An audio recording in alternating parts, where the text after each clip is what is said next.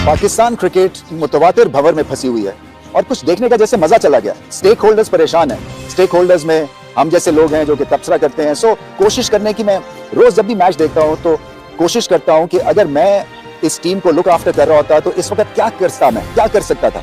सो मैं एक अगर रस्सी को पकड़ता हूं तो इधर से जो दूसरा हिस्सा है ना वो स्लिप हो जाता है, क्योंकि 3 ओवर्स अच्छी क्रिकेट, 7 ओवर्स बुरी क्रिकेट। सो पता यही चलता है कि इनकंसिस्टेंट है पाकिस्तान की क्रिकेट। नया टैलेंट भी सो है और इसकी वजह से भी फ्रस्ट्रेशन होती है, क्योंकि 2 अच्छी शॉट्स, 2 अच्छे बॉल, उसके बाद फिर फ्लैट।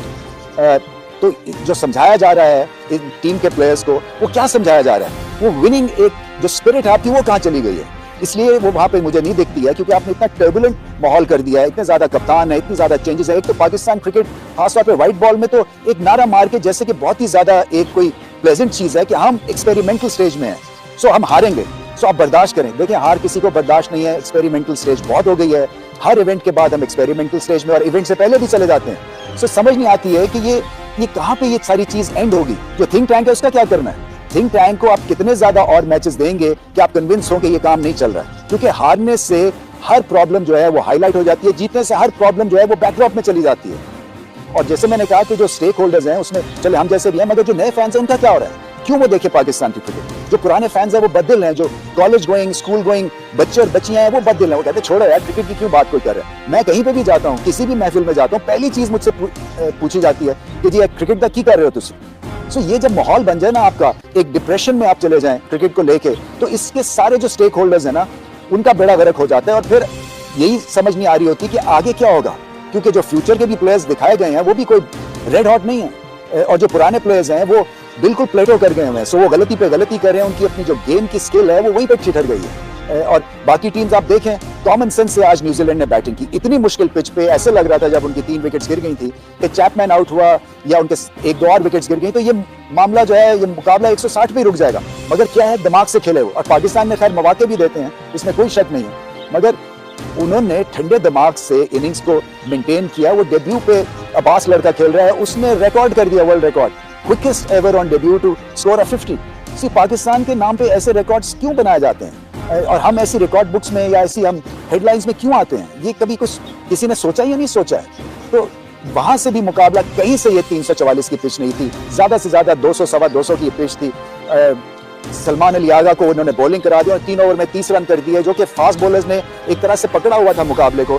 और इकोनॉमी थी 4 और 5 के बीच में, सडनली 3 ओवर में 35 हो गए। तो फिर वहां से एक दफा से जब फायरिंग रेंज खुल गई तो फिर फास्ट बॉलर्स भी लपेट में आ गए और बहुत ही ऑर्डिनरी एंड में बॉलिंग परफॉर्मेंस हुई।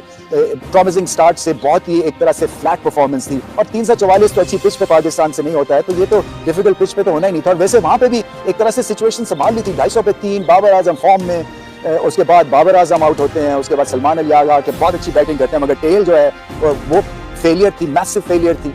कोई रन आउट हो रहा है, कोई प्ले डाउन हो रहा है, कोई हिट मार रहा है, और खाम में एक पैनिक स्ट्रिकन एक सिचुएशन अपने ऊपर तारी कर ली। हालांकि अगर यही न्यूजीलैंड को सिचुएशन दी जाती, 100 रन 7 विकेट हाथ में, तो कैसे मैच ना जीते। मगर वही बात है कि रस्सी पकड़ने की कोशिश करते हैं तो कहां से रस्सी पकड़ी जाए, किधर से शुरू करें और किधर से एंड करें। क्योंकि जैसे मैंने कहा ना कि पैचेस में ब्रिलियंस है, मगर पैचेस में फ्लैटनेस बहुत ज्यादा है, और ये बर्दाश्त का जो मादा है ना, ये सबका कम होता जा रहा है। और पूरा पाकिस्तान, क्योंकि एक ही स्पोर्ट है जो कि पाकिस्तान को जोड़ के रखती है, वो इस वक्त कंफ्यूज्ड है। जब भी बात करें क्रिकेट की, वो बात ही नहीं करना चाहते। तो ये माहौल में आप किस तरह से आगे बढ़ सकते हैं? फिर से टॉप टियर के ऊपर आपकी स्ट्रेटेजी अलग होनी है पाकिस्तान के लिए। इसमें इतने कप्तान अनाउंस कर दिए हैं, एक्सपेरिमेंटल स्टेज ही नहीं खत्म होती है। फिर आप अनाउंस करते हैं जी नई टीम है, नए बच्चे हैं, टाइम दें इनको, पेशेंस दिखाएं। ऐसा नहीं होता है। पाकिस्तान क्रिकेट में पेशेंस किसी के पास है नहीं, हमारा टेम्परामेंट ही नहीं है पेशेंस वाला। और पेशेंस दिखाएं भी तो हारने के लिए पेशेंस किसी मुल्क के पास नहीं होती, क्योंकि इसका मतलब ये है कि आपकी स्ट्रेटेजी उलट पुलट है। आपके नए प्लेयर्स ही ठीक आपने पिक नहीं किए, आपने माहौल ही नहीं ठीक रखा हुआ है क्रिकेट टीम में। तो एक तो क्रिकेट टीम की मुसीबत है, दूसरा आपको लो टियर के ऊपर क्या काम हो रहा है। क्लब क्रिकेट आपकी बिल्कुल मर गई है, पिचेस ही नहीं है। सो पिचेस को रेनोवेट करने के लिए क्या कोई स्ट्रेटेजी है? फिर इस तरह से स्कूल क्रिकेट के ऊपर क्या स्ट्रेटेजी है? कोई लॉन्ग टर्म के प्लान्स क्या हैं? फिर पैसे है नहीं है हमारे सिस्टम में, फर्स्ट क्लास के में प्लेयर्स को और पैसे मिलने हैं ताकि वो इंकरेज हो खेलने के हिसाब से। सो इंडिविजुअल लेवल की जो क्लब्स हैं 8-10 लाहौर में, वो तो चल रही हैं, बाकी जनरली जो कि एक जाल बिछा हुआ था क्लब्स का, सब फारिग हो गए। और एक बेसिक टेक्निक भी नहीं है, ना बेसिक कोई बॉलिंग एक्शंस है, ना बैटिंग का कोई स्टाइल है आपके पास, ना कोई आपके तरतीब के कोचेस हैं, ना कोई दिल लगा के। देखिए ये जो ये जो बात होती है ना कोचिंग की, या बात होती है पाकिस्तान टीम के थिंक टैंक की, ये क्रिकेट में कीड़ा होना चाहिए, इसका कीड़ा होना चाहिए आपको, जो हम क्रिकेट की लिंगो में कहते हैं। ये ऐसे नहीं है कि कैजुअल अंदाज में ओ जी कर लवांगे, ओ जी हो जाएगा, ओ जी कोई गल नहीं, ओ जी हार गए तो फिर क्या हुआ। ऐसे नहीं आप क्रिकेट को रन कर सकते या क्रिकेट टीम को। सो कितनी देर तक लचक आपने दिखानी है, मैं क्रिकेट बोर्ड की बात कर रहा हूँ कि इस थिंक टैंक के साथ या इस सारे जो आपने प्लेयर्स रखे हुए हैं इस टीम को बनाने के लिए, उनको कितना और मौका देना है आपने, कितनी डिफीट्स और सहनी है कि पाकिस्तान की क्रिकेट जो है वो फिर ऊपर उठेगी। डिफीट से कभी पाकिस्तान की क्रिकेट या किसी की क्रिकेट ऊपर नहीं उठती है। उसका जो एक, जब आप लो में जाते हैं तो ऊपर उठान जल्दी होनी चाहिए, और वो ऊपर उठान उन कंट्रीज की जल्दी होती है जिनके सिस्टम्स जो हैं, बैकअप सिस्टम स्ट्रांग होते हैं, under 19 strong, first class strong. जिनके सिस्टम्स कमजोर होते हैं वो फिर उस डिप में बहुत देर तक क्रिकेट रहती है, जैसे पाकिस्तान क्रिकेट के साथ हो रहा है। वो 2 साल पहले जब ये फाइनल खेला वर्ल्ड कप का या एशिया कप का फाइनल खेला, तो तब यहाँ पे जो क्रिटिक्स थे टेलीविजन पे बैठ के वो ये कहते थे जी क्या हुआ जी, बड़ी बढ़ के मार रहे हैं ये रवीज राजा, जीते तो नहीं ना। तो आप देखें हाल क्या हुआ है।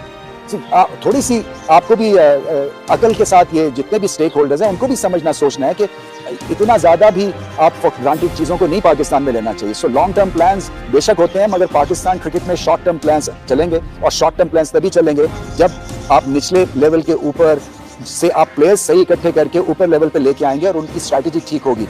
इतना ज्यादा टर्बुलेंस में सेल्फिशनेस भी आ जाती है, फिर इतने कप्तान भी हो गए हैं, तो ये सारी चीजें जो है आपको ले बैठती हैं। इस रन चेज को देखना, बाबर आजम ने 70 किया, बहुत अच्छे 70 किया, उन्होंने मैच जिताना है बाबर। और मेरा पैगाम उनको यही है कि जब आप इस पोजीशन में आ जाएं तो फिर आप छोड़े ना, फिर आप मैच को खत्म करके आए। 30 करके रिजवान आउट हुए, मैच खत्म करके आए। इसी तरह से सलमान अली आगा इतनी अच्छी बैटिंग कर रहे थे, उनके साथ खैर टेली ने वफा नहीं की, मगर मैच खत्म करके आए आप। फिर वो पैनिक में नहीं आना चाहिए कि अब क्या होगा। वो जो नया आता है लड़का, वो पागलों की तरह हिटिंग शुरू कर देता है, कोई अजीब व गरीब तरह से रन आउट, नई तरह से आउट होने की कोशिशें होती हैं, और बिल्कुल ऐसा लगता है बॉडी लैंग्वेज से उनके चेहरे देखे घबराए हुए चेहरे हैं सबके। और वो तो जब आपके चेहरे घबराए हुए हैं, जब आपके बॉडी सिस्टम डीएनए में ही एक तरह से फॉल्ट लाइन है, तो फिर आप मैच कैसे जीतेंगे। तो बहुत ज्यादा चीजें ठीक होने वाली हैं, पता नहीं कब होती हैं। सो ये फ्रस्ट्रेशन का आलम बढ़ता जा रहा है, बढ़ता जा रहा है। उम्मीद पे दुनिया कायम है, और उम्मीद मैं यही कर रहा हूँ कि किसी ना किसी तरह से कोई मौजा होगा और वापस हम खड़े होंगे और इस सीरीज में खड़े होंगे, क्योंकि ओडीआई क्रिकेट में आपकी ये टीम बहुत बेहतर है जो आपने T20 में उतारी थी। इसमें एक्सपीरियंस भी है, मगर वही बात है कि बॉलिंग है तो बॉलिंग फिर अच्छी दिख रही होती है, फिर 344 रन खा जाती है। इसी तरह बैटिंग 250 पे 3 आउट अच्छी दिख रही होती है, 270 ऑल आउट। ऐसे मैसिव डिबैकल जो है ना, वो आपको ले बैठते हैं, और इसकी ऊपर कंट्रोल करना है। कैसे करना है ये तो थिंक टैंक ही बताएगा, क्योंकि मैं समझने की कोशिश कर रहा हूँ, मेरी समझ से तो चीजें बाहर हो गई हैं।